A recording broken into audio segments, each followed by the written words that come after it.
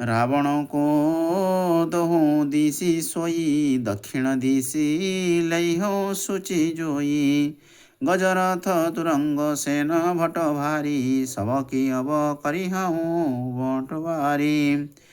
जिहि विधि मिलिहऊँ पुष्पक भागा सो सब मऊ लौहऊँ अनुरागा। मन ही मन सकरत विचारा आई कहूँ इमि भवन कुमारा। शिर लंगूर लपेटी पछारा निज तनु प्रगटे उमरती भारा। राम राम कही छाड़े सी प्राणा सुनी मन हर्षि चले हनुमाना। देखा शैल नौषधि चिन्हा सहसा कपि अपारी गिरी लीना। गही गिरी निशिन भधावत भयऊ अवधपुरी पर कपि गयऊ। देखा भरत विशाल तिनि चर मन अनुमानी मीन फर शरत के मारे चाप श्रवण लगी ताने।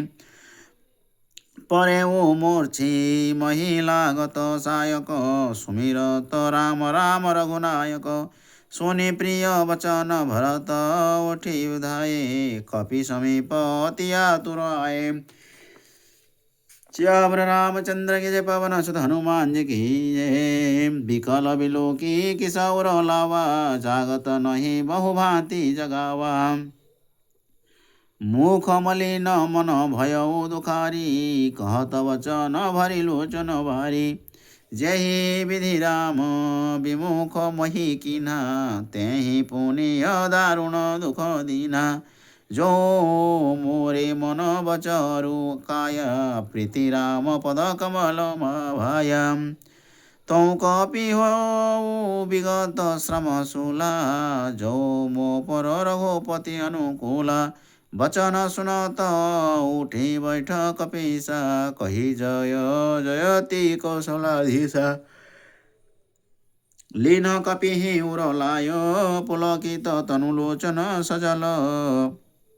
प्रीति न हृदय समाय सुमिरि राम रघुकुल तिलक। तात कुशल कहो सुख विधान की सहित अनुजरो मातु जानकी।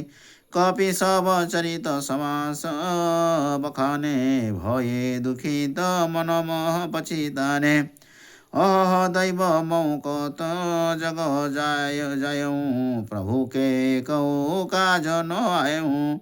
जाने को अवसर मन धरि धीरा पुनि कपि सन बोले बलवीरा। श्याम रामचंद्र की जय पवन सुत हनुमान जी की जय जय जय जय सीताराम।